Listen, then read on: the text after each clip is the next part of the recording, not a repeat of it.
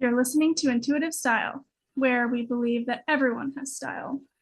In conversation with fantastic guests, we explore how to tap into our style intuition so that we can dress authentically and live fully. Today's guest is the writer of La Deeply Shallow, a Substack newsletter that somehow manages to be both philosophical and playful, ultimately acting as an open invitation to play with fashion and take from fashion what you wish and leave the rest.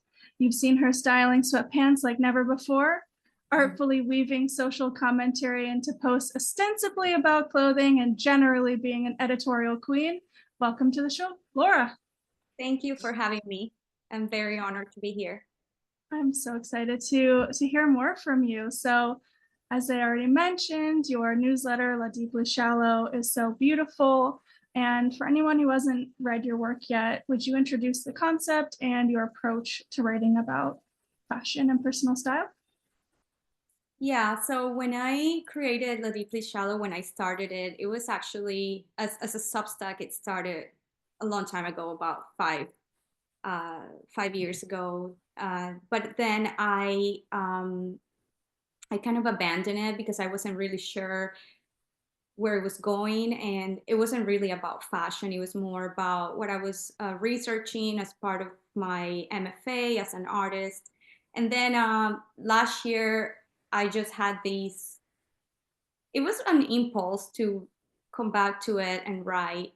And I think there was a lot of thoughts that were kind of condensing, and they finally found like an avenue, and that was La Deeply Shallow. So in La Deeply Shallow, I bring to the surface the importance of fashion, which has historically been considered as a feminine topic and hence not important, as usual. So I honor fashion. I try to demonstrate how transcendental it can be, not only for showing who we are, but also to construct ourselves in the process of getting dressed, which I think it's the core or the most important aspect of it. And my approach is very intuitive. I write every week. I tend not to have things in storage for several weeks ahead, which I probably should, because it would make my life easier. I would be less anxious, but it also keeps me on my toes. And writing every week helps me be attuned to the conversation, what's going on, and also how clothes feel in my body. So it kind of helps me be more present. So that's the whole concept, and I hope that that's being transmitted and people feel it, and it helps them also be more attuned to their own uh, act of getting dressed and the daily. Yeah, I mean, to your hopes, absolutely. I think there's something kind of almost magical about the way that you write. It's so like deep and complex, but somehow effortless at the same time, which of course I don't mean that you're not spending time and effort on it, but just as a reader, it's so easy to engage with. Like I just feel this almost like kind of lightness on very complicated topics. And specifically the way that you incorporate social and political commentary into your pieces. I mean, it's just very like, it's kind of full circle to hear that when you started the column, it wasn't even about fashion at all. And I can see that absolutely, like it's about fashion, but it's about so much more. So how do you kind of decide when to incorporate this kind of commentary versus just play with clothing? Well, I think it's all woven into who I am, because I think fashion is not just about the clothes, it's all kinds of things. And it probably has something to do with the fact that I have multiple interests, and I listen to all kinds of political discourse from all sides of the spectrum, philosophy lectures, podcasts, all while I scroll on the real. It's something I do, and I don't know if it's probably a good mental image of how my mind works and how I am wired. And I think most of us are multidisciplinary. We have lived so many lives. We are multifaceted. We contain multitudes. and and and so I think that that is just going to transpire in how I write. There's another aspect of it, that simplicity or that lightness that you talk about. I think it's from the fact that I'm always translating, because I tend to think in Spanish and then I translate. So I think there's, in that translation, I'm trying to understand my thoughts, but I'm also trying to find a way to be legible in a different language. And I think that also makes me be a little bit more just clear, I guess. Mm. The fact that my language is not as sophisticated in English also makes it be a little bit more approachable. I'm sorry, I highly doubt that. I don't know. Maybe, I don't know. Maybe that I would love to, you know, to figure out what it is, but I make a big effort to make myself legible. And Oh it's yeah, part of the immigrant experience and of constantly speaking in a different language that it's not yeah. mine. Uh, and then yeah, there's always political commentary, and I don't try to do it. I've always made an effort not to be an activist. I don't, it's, I mean, I respect activists and I respect what they do, but I think ever since I became an artist, I understood that I wanted to connect more than lecture or impose a point of view, because I am in a point of my life where I'm trying to understand a lot of things, and I'm trying to think with people and think out loud. And I think when I adopt an activist a voice, or when people adopt activist voices, there's kind of like a moral superiority or a virtue signaling that it's kind of off-putting and prevents that connection that I'm trying to create with my audience. I mean, incredibly well said. And I think again, it's really coming across, I feel that I'm able to engage with your work and bring it's almost like, yeah, you're allowing for a conversation. And I think to your point, a lot of, you know, think pieces about slow fashion or activism generally kind of come in with almost authority, as this is the way it is and this is the way we should be thinking.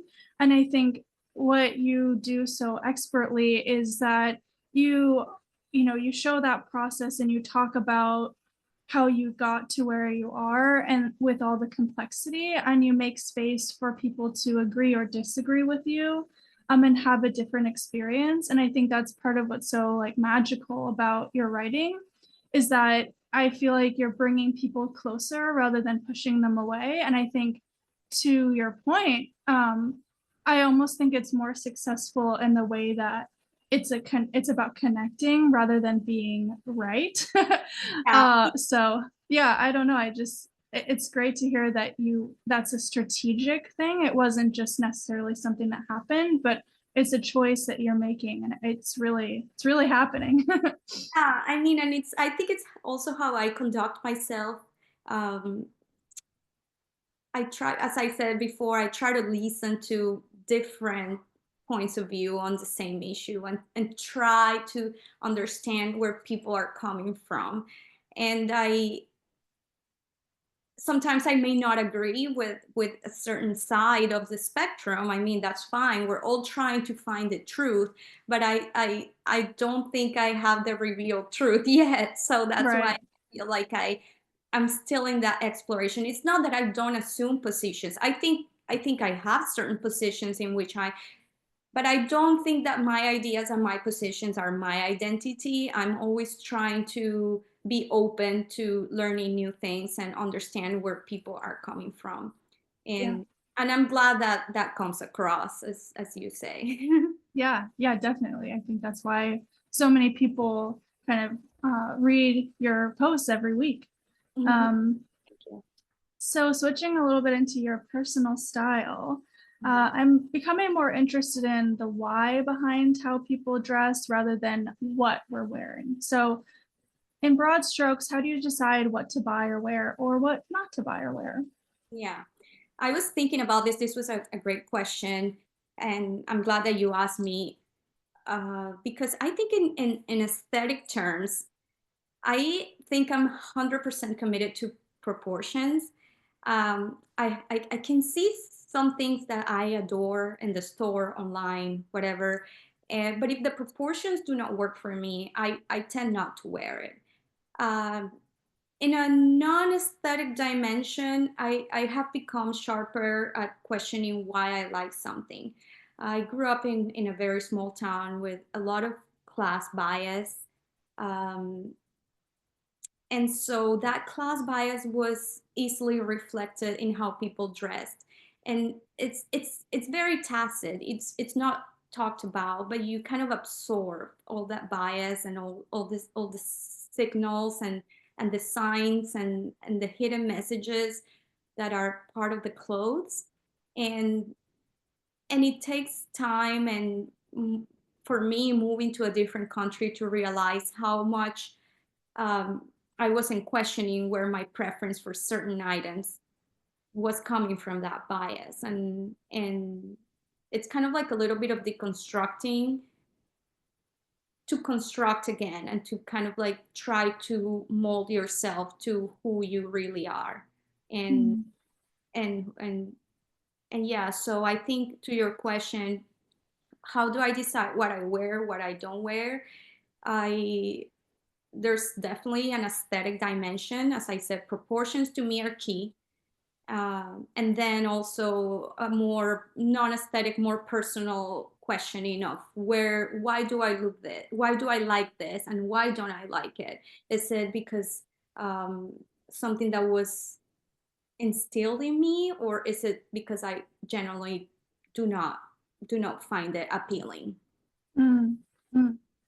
Yeah, that's such a great question. And I think almost like a lifetime a lifetime question is how do we decide why we like what we like?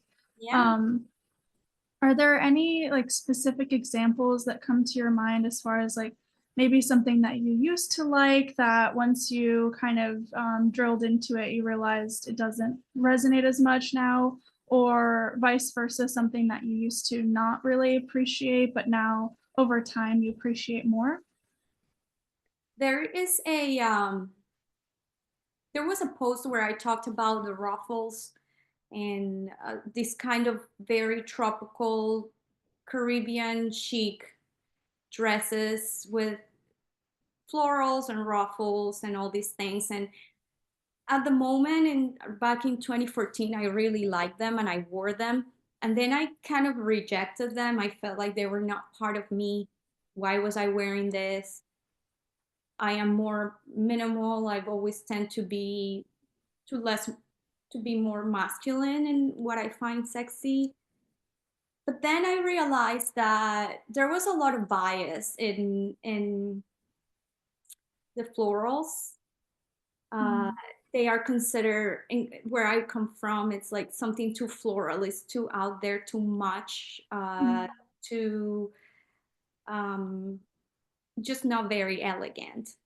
mm, I started peeling the onion on what is elegance, what is chicness, and why when I like the florals, um, why did I like them in 2014 and why didn't I like them before or after? And then I mm, realized that I like the florals and the ruffles and all of this uh, style of dressing because it was in modo operandi. It was being imposed by designers that mm, were regarded as exclusive, that were in vogue.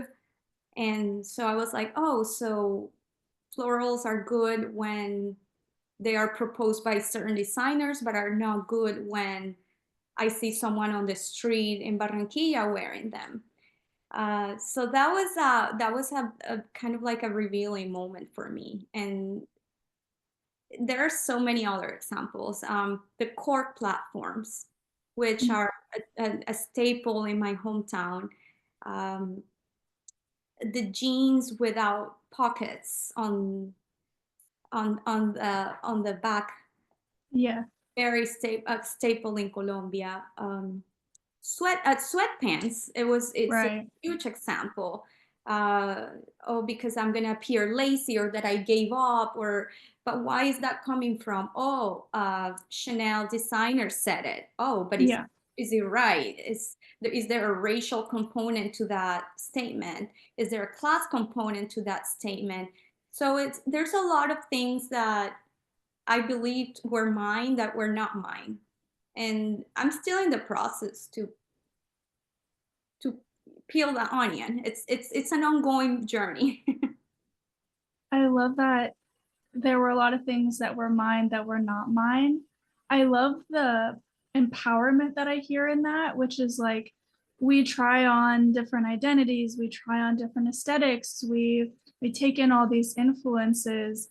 And what I just heard in that is we can take those things off too, and we can say, what of those things that I've tried out or internalized or whatever, how can I let go of those? Yeah. I mean, that's just that's what a lesson. What a lesson. And it doesn't just apply to clothing, as we've been talking about. It applies to so many different kind of perspectives. Right. I don't know if you're aware of this. I just thought of this example, like the Roman like statues and columns and what's the word, like busts used Mm-hmm. to be like super colorfully painted. Did you know Yeah. about this? Yes. There's And a great book called yeah, Phobia. I don't know if you heard of it. I recommend it because that one also opened my eyes a lot to color. yeah.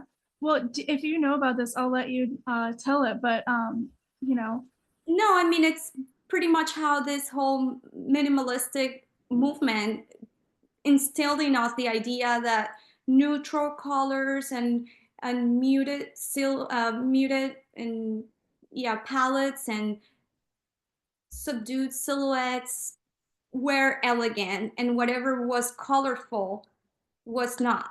And there's a huge class bias instilled in that statement.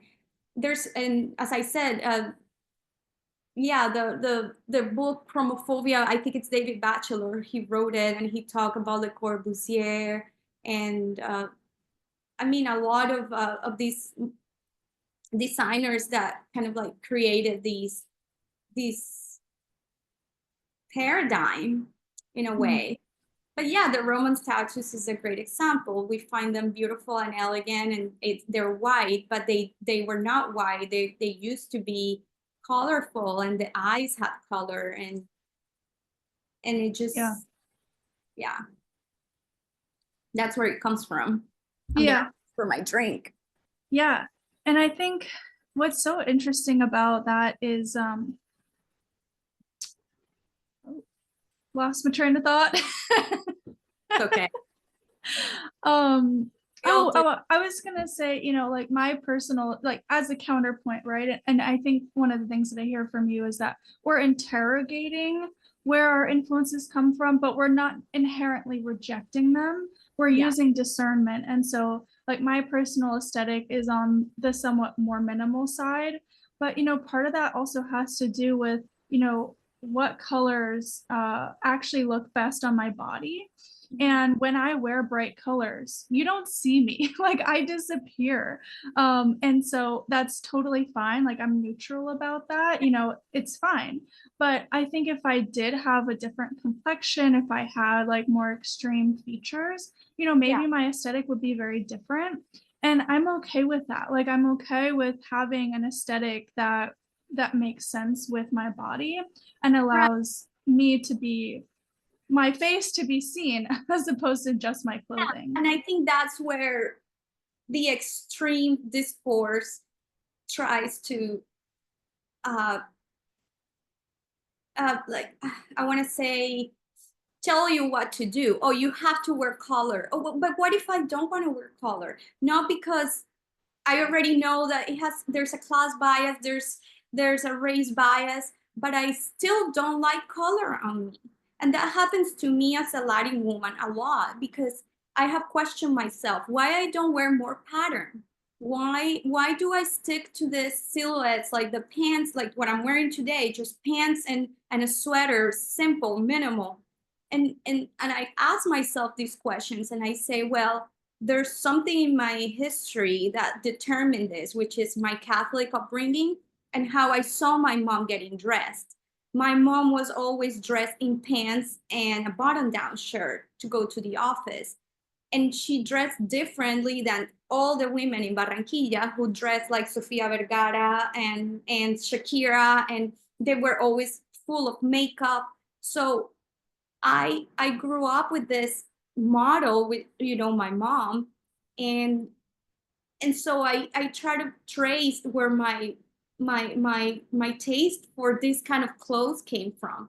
I interrogated it, but I feel like when people tell me you should wear more color, I have the certainty that it's my choice to dress the way I dress is not coming from that class bias or that color, or that it's coming from my history, from my mom, from my heritage, from an influence I had as a child.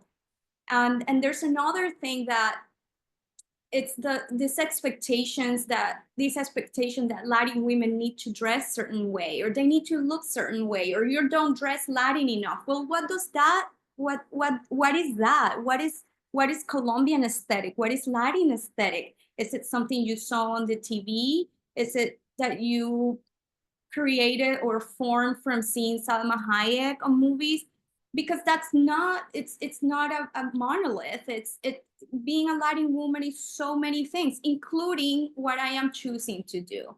So Yeah. yes, it's important to question where our choices are coming from. But when we make peace with those answers, we don't need to try to change them just to appease certain discourses, such as the class or the race discourse. Because in your case, you don't like color in you. And it doesn't mean you're racist or classist or that you're trying to, I don't know, assert your whiteness. It's just simply that you don't like how you look on color. And that's totally okay. It's an aesthetic choice. And we are free to make those aesthetic choices. So Mm. it's complex. I mean, this is so validating. And I wasn't going into this expecting that, but you know, at the end of the day, like I think sometimes when we are interested in fashion, we make fashion mean so much, and it does. It means a lot. Yeah. But it doesn't mean everything. And the thing too is like there's a two-dimensionality to like sharing images of our clothing online and what Yes. we're wearing. Yes. But when we're out in the world, like that's where we show how we respect other people. That's where we show like that we aren't trying to assert our whiteness, or maybe that we dress in a certain way that would say otherwise, but when we act out in the world, we are. Like it's just Exactly. one aspect of this like three-dimensional personality. And I think, you know, I whatever I try to write, and I certainly see it in your writing, is this nuance and multiplicity and dimensionality. Uh, so I resonate with that so I much. think that's so profound what you just said. Yeah, clothes are, because I started saying I want to talk about how fashion is transcendental and important and valuable, but it's also not. Sometimes It's both. it's also not. It's also fun and play, and there's room for that. Um, Yeah. it's not the cure for cancer. But it's also, but when I'm in the worst moments, getting dressed is what makes me keep going. You know, it can have very powerful effect on the psyche, but at the same time, we need to recognize that it's not everything about a person. As you say, we act in the world, and that's also part of who we are. It's not just what we're wearing. Yeah. Yeah.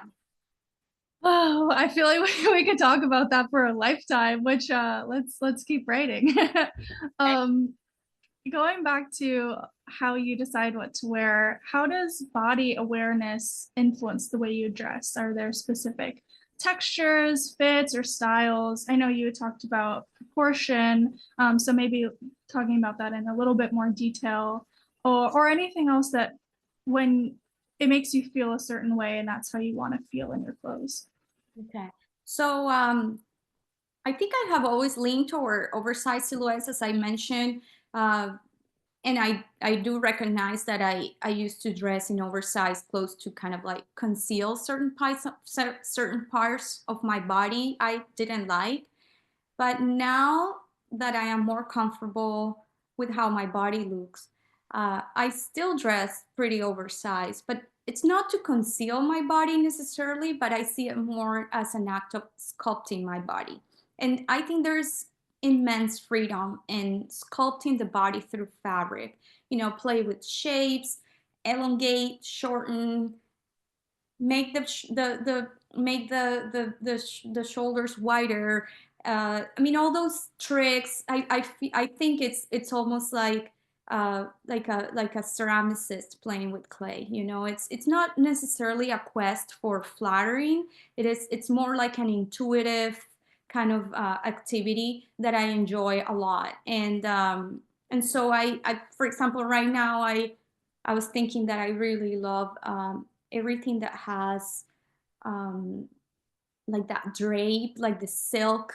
But I also love having the scuba material that makes me, you know, that is just static. I mean, I love playing with that kind of thing too, because those are different tools to kind of like sculpt and create a cocoon there's a girl, she used to be my repeller.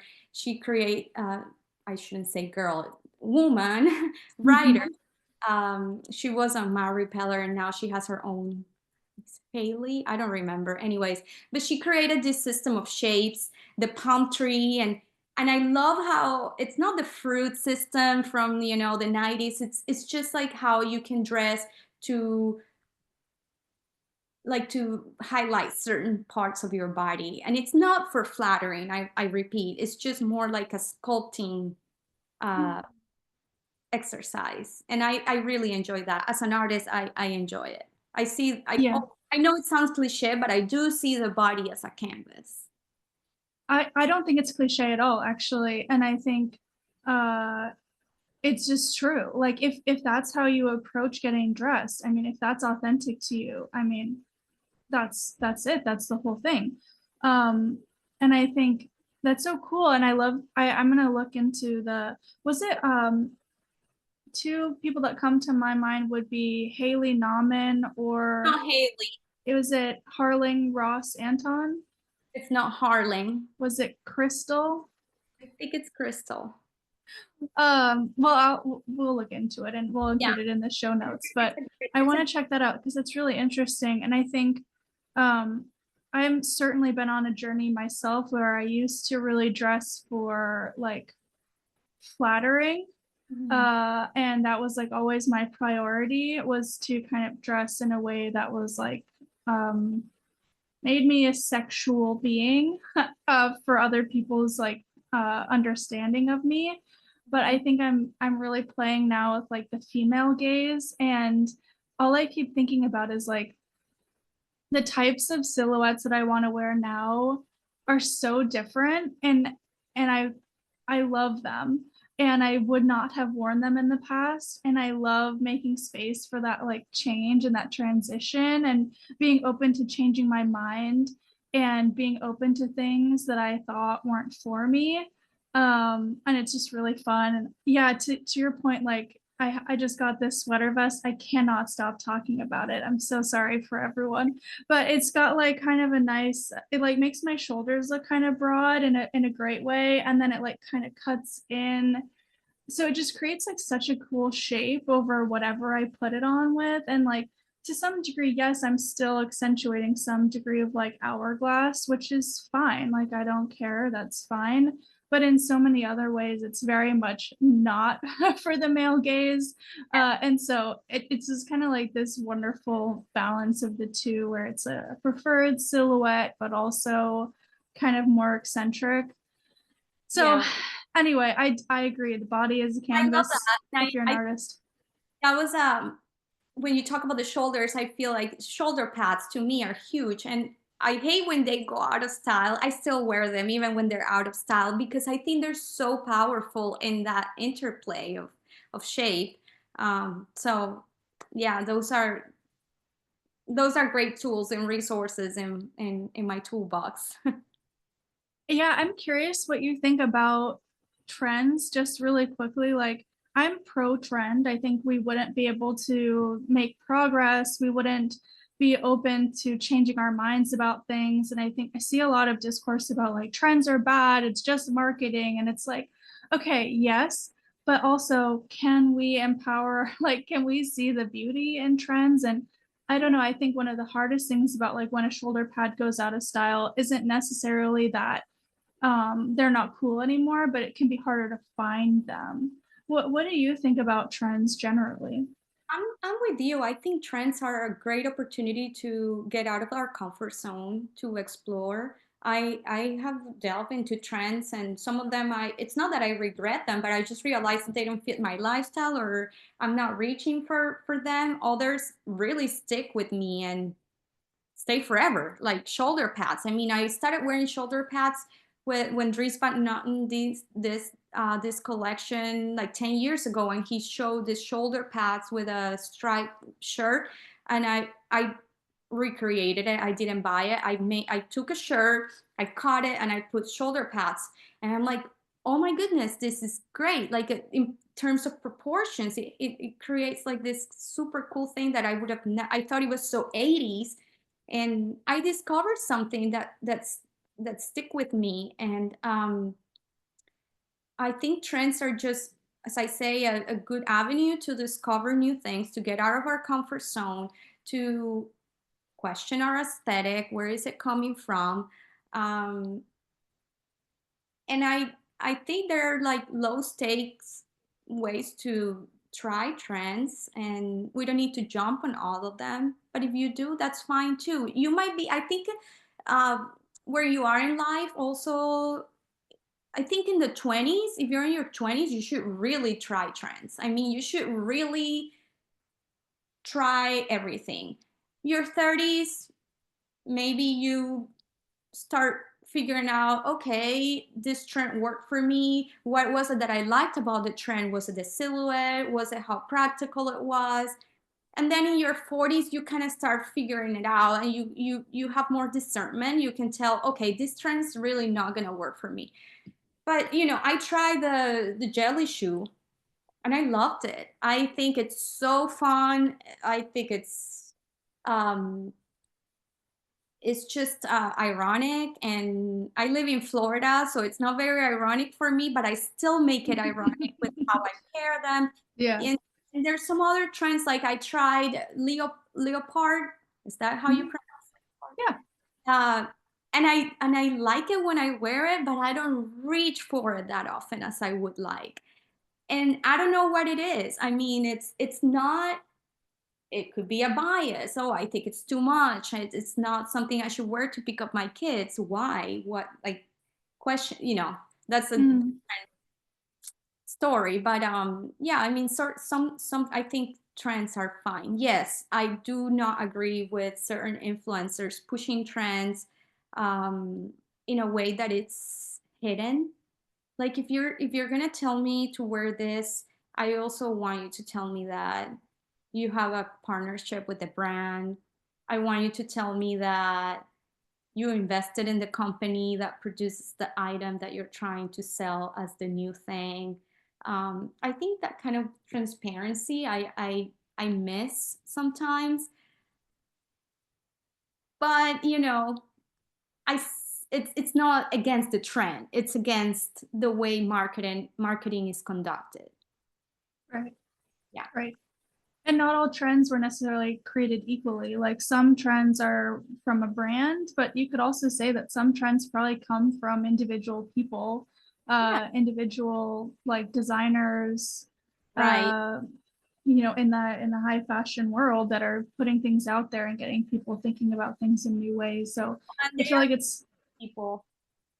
They are creative people. They're designers, and it's their job to think in the future and think about. I mean, it's kind of like a way of appreciating their effort to innovate. So imagine if yeah, we think about, if we don't care about trends, then I don't think there would be that incentive to innovate and to think differently, and to try and create new things. So as an artist, I think it would be a little bit contradictory for me to not appreciate trends and what's new.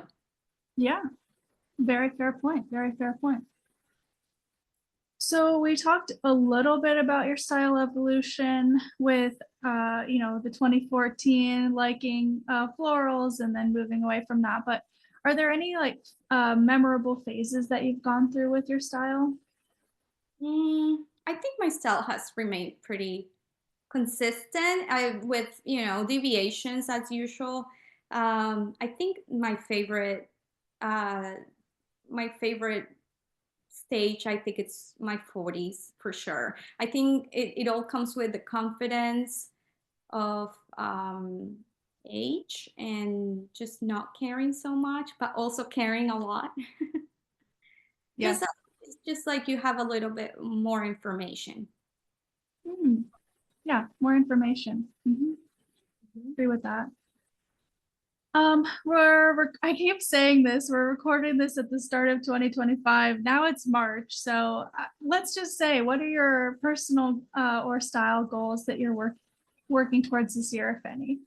I think my main goals is to continue tracking my purchases, and not for self-flagellation, not to feel guilty, or it's not. It's really to see what I wear and what was worth spending money on. Not because to me, the only way for me to really see what I need, what if there's a gap in my closet, is to not shop wearing my clothes. Then I can start identifying, oh, I've been wearing this sweater for all this time, and maybe I need a new sweater because this one is not doing what I wanted to do, because I want a v-neck instead of, things like that. But you only identify those needs when you actually wear your clothes, versus just like getting new things and getting distracted with new things and not wearing what you already have.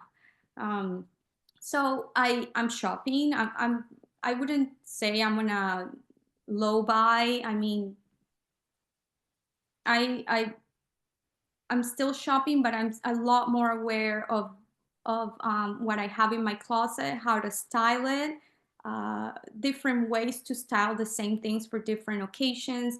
The whole idea of the bifurcated closet, how to apply it in my daily life. So yeah, and also I'm saving money because we have projects at home that we want to do. We want to remodel our kitchen. We want to remodel our bathroom, and um, also I have two daughters, and they also require a lot of clothes. Like the bigger they get, the more they require. So it's a new expense, kind of like versus when they were toddlers. So sometimes I feel like, oh, if I buy this $500 purse, then my daughters cannot get this. So it's kind of like a trade-off. So it's both for, you know, the economy of my house, and also just being more assertive with my purchases. I love that idea of being assertive with purchases. Yeah, I think that's such a great way of talking about it, and I'm gonna say that too. It's like um friend of the podcast, Emily Grady Dodge. She just put up something about, it was a good reminder about this book, I'm gonna teach you how to be rich.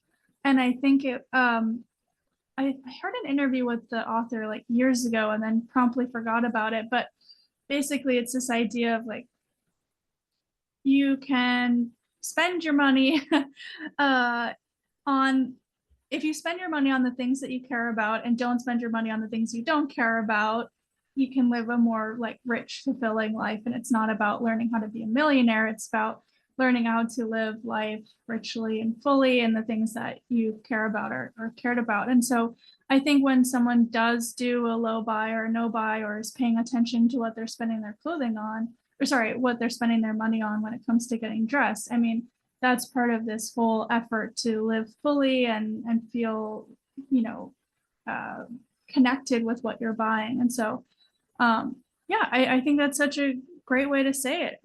Just trade-offs. Yeah, it's all trade-offs, exactly. So So, resources are not unlimited. So right. Right. So we're coming towards the end. What advice would you give to someone trying to build a wardrobe that feels intuitive and authentic to them? I would say documenting your outfits, not for performance, not necessarily to look good or to post it on Instagram, but just to keep track, just to have like that visual memory and to remember what was it that made you comfortable. So that from a logistic standpoint, and then I also think that get interested in things that are not fashion. I think that really enriches your approach to fashion, and that's something that I learned as an artist, that when you focus on art only, your art could be great, obviously, but when you start focusing on different things, and it could be, doesn't have to be anything, like politics or philosophy. It could be gardening. It could be like just trying to inject your creative endeavors with knowledge from other areas of life. I think makes it a lot more enriching and fulfilling. So just more layered. So it's not just layers of clothes, but also layers of knowledge and just interest. I think it just makes it a lot more interesting. Yeah. Well, this was so fun, and I loved hearing even more about your thought process. For where can listeners find you?